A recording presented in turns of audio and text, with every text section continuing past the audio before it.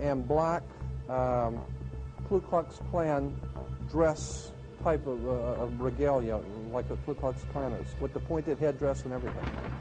And, I mean, that's quite a sight to see presidents dressed like Ku Klux Klan members, right? And they're standing in front of a big open pit of fire, and behind them is about a 20 to 25-foot owl behind them.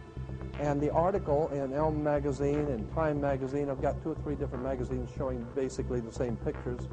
It says that the presidents meet with all of the heads of industry throughout the world, all of the heads of state throughout the world, and all of the most important wheeler dealers in this country, and they all meet up in Northern California, and they have rituals where they go before the owl after midnight.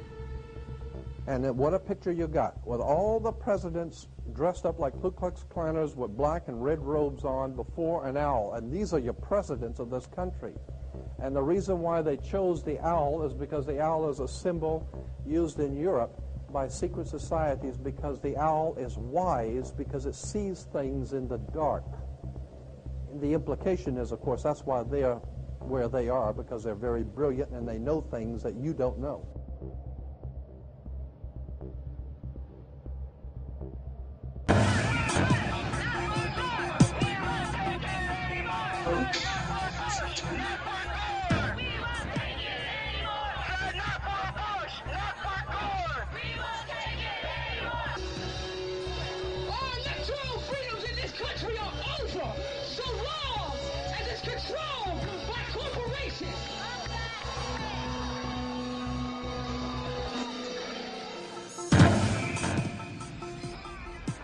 Your living room is the factory. The product being manufactured is you.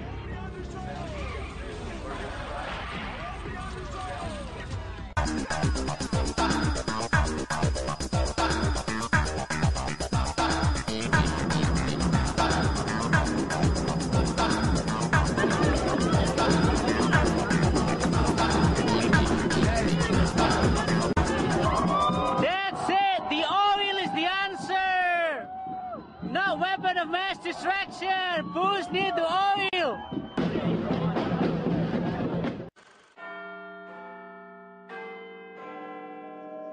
Studying shadows like an indoor cat until dusk, when the sky walks me home. How far has the ancient Illuminati secret society network penetrated world politics? If you read the many books published about conspiracies, then you will learn that many leading authors have alleged that British Prime Minister Tony Blair is a high-ranking Freemason.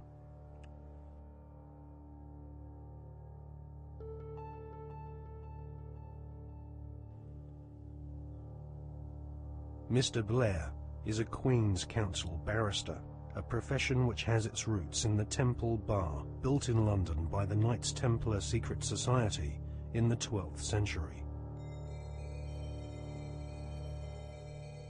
According to many authors, Tony Blair follows the tradition of Masonic membership amongst large numbers of barristers and judges. Mr. Blair is allegedly a member of the 1591 Studholme Masonic Lodge, which meets, amongst other places, at the Café de Paris in London. The Prime Minister has defended his role in lobbying on behalf of a wealthy Labour Party donor who was negotiating to buy a steel company from the Romanian government. Mr. Blair wrote a letter in support of Lakshmi Mittal, an Indian billionaire who lives in London. Mr. Blair said the letter was a standard one, written on the advice of the Foreign Office. However, opposition MPs are calling for an inquiry into allegations that his intervention helped to clinch the deal for Mr. Mittal's company, which is registered in a Caribbean tax haven. Our political correspondent, Norman Smith, reports. Lakshmi Mittal donated more than £100,000 to Labour after the last election. Shortly after that, Mr. Blair wrote a letter to the Romanian Prime Minister in support of a successful bid by Mr. Mittal's company, L&M Holdings, to buy a Romanian steelworks.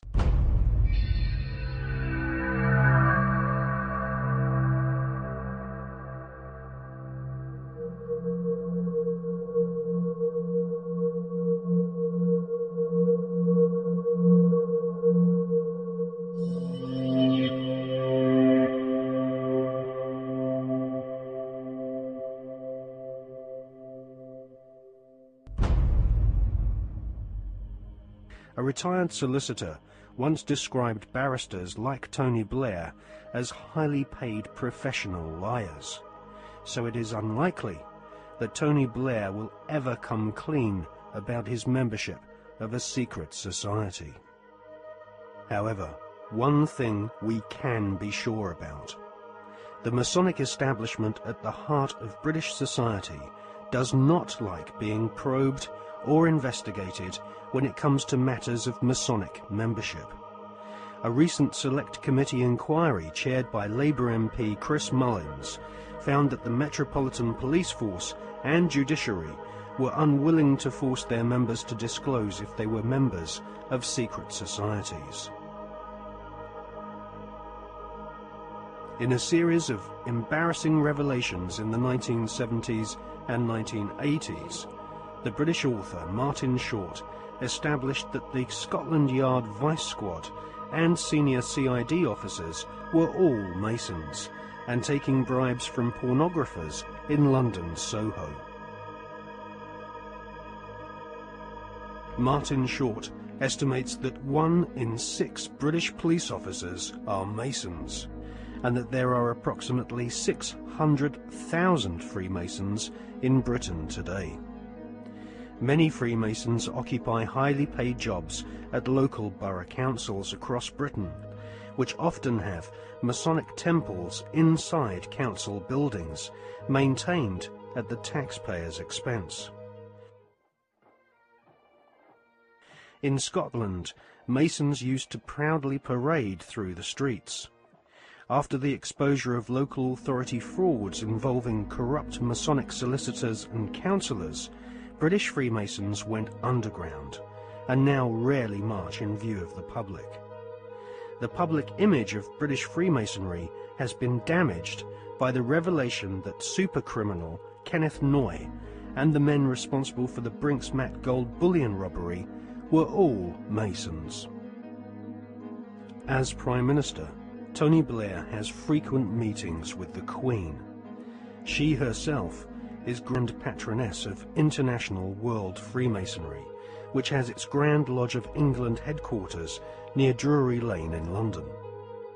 The British government employs a huge number of civil servants, magistrates, judges, solicitors and officials, which have all historically been Freemasons.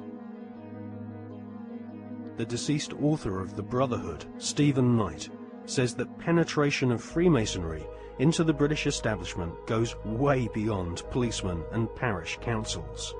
Knight says that the Palace of Westminster, home to the British Parliament, is used as a meeting place for at least 2 Masonic lodges.